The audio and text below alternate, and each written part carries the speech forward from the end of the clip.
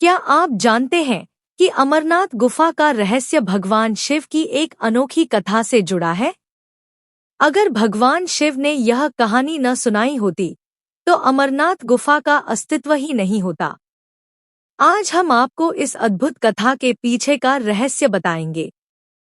ध्यान से सुनिए और जानिए भगवान शिव और अमरनाथ गुफा की यह अनोखी कहानी।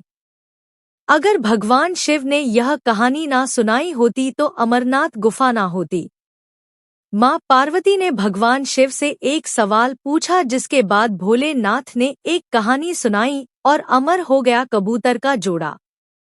माँ पार्वती ने भगवान शिव से एक सवाल पूछा, जिसके बाद भोलेनाथ ने एक कहानी सुनाई और अमर हो गया कबूतर का जोड़ा। अमरनाथ धाम हिंदू श्रद्धालुओं के लिए बहुत महत्व रखता है। जम्मू कश्मीर की वादियों में स्थित अमरनाथ धाम जाने के लिए भगवान शिव के भक्त साल भी इंतजार करते हैं।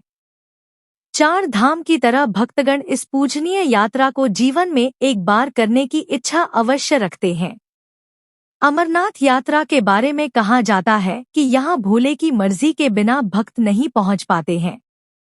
जिसे भगवान शिव बुलाना चाहते हैं, वही उनका दर्शन कर पाते हैं। अमरनाथ यात्रा हर साल जून से जुलाई के महीने में शुरू होती है और इस साल भी यह यात्रा शुरू हो चुकी है। अमरनाथ की यात्रा बेहद रोमांचक है, क्योंकि यह यात्रा धरती पर स्वर्ग के जैसी है। हिमालय की गोदी में स्थित अमरनाथ हिंदुओं का सबसे ज्यादा आस्था वाला पवित्र तीर्थ स्थल है। अमरनाथ की खासियत पवित्र गुफा में बर्फ से शिवलिंग का बनना है। प्राकृतिक हिम से बनने के कारण ही इसे हिमानी शिवलिंग या बर्फानी बाबा भी कहा जाता है। अमरनाथ हिंदी के दो शब्द अमर अर्थात अनश्वर और नाथ अर्थात भगवान को जोड़ने से बनता है। एक पौराणिक कथा के अनुसार जब देवी पार्वती ने भगवान शिव से अमरत्व के रहस्य को प्रकट करने के लिए कहा, जो वे उनसे लंबे समय से छुपा रहे थे, तो यह रहस्य बताने के लिए भगवान शिव पार्वती को हिमालय की इस गुफा में ले गए, ताकि उनका यह रहस्य कोई भी ना सुन पाए, और यहीं भगवान शिव ने देवी पार्वती को अमरत्व का रहस्य बताया। पुराणों में वर्णित है कि एक बार माता पार्वती ने भगवान शिव से पूछा, आप अजर अमर हैं और मुझे हर जन्म के बाद नए स्वरूप में आकर फिर से वर्षों की कठोर तपस्या के बाद आपको प्राप्त करना होता है। मेरी इतनी कठोर परीक्षा क्यों? और आपके कंठ में पड़ी यह नरमुंड माला तथा आपके अमर होने का रहस्य क्या है? भगवान शिव ने माता पार्वती से एकांत और गुप्त स्थान पर अमर कथा सुनने को कहा, जिससे कि अमर कथा कोई अन्य जीव ना सुन पाए, क्योंकि जो कोई भी इस अमर कथा को सुन लेता है वह अमर हो जाता। पुराणों के मुताबिक शिव ने पार्वती को इसी परम पावन अमरनाथ की गुफा में अपनी साधना की अमर कथा सुनाई थी, जिसे हम अमरत्व कहते हैं। कहते हैं भगवान भोलेनाथ ने अपनी सवारी नंदी को पहलगाम पर छोड़ दिया, जटाओं से चंद्रमा को चंदनवाड़ी में अलग कर दिया और गंगाजी को पंचतरणी में तथा कंठाभूषण सर्पों को शेषनाग पर छोड़ दिया।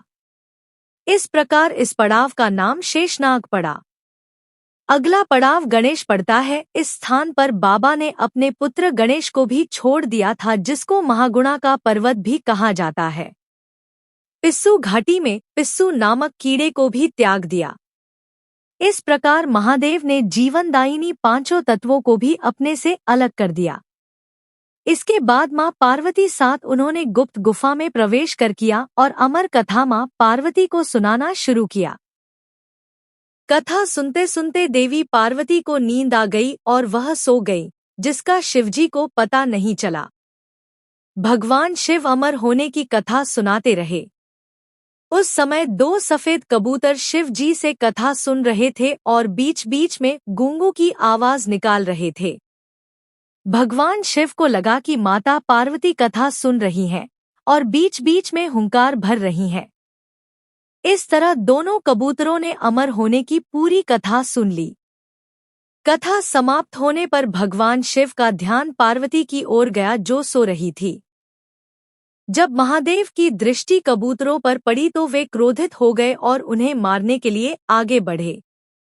इस पर कबूतरों ने भगवान शिव से कहा कि हे प्रभु, हमने आपसे अमर होने की कथा सुनी है, यदि आप हमें मार देंगे तो अमर होने की यह कथा झूठी हो जाएगी। इस पर भगवान शिव ने कबूतरों को जीवित छोड़ दिया और उन्हें आशीर्वाद दिया कि तुम सदैव इस स्थान पर शिव पार्वती के प्रतीक चिन्ह के रूप में निवास करोगे। अतः यह कबूतर का जोड़ा अजर-अमर हो गया।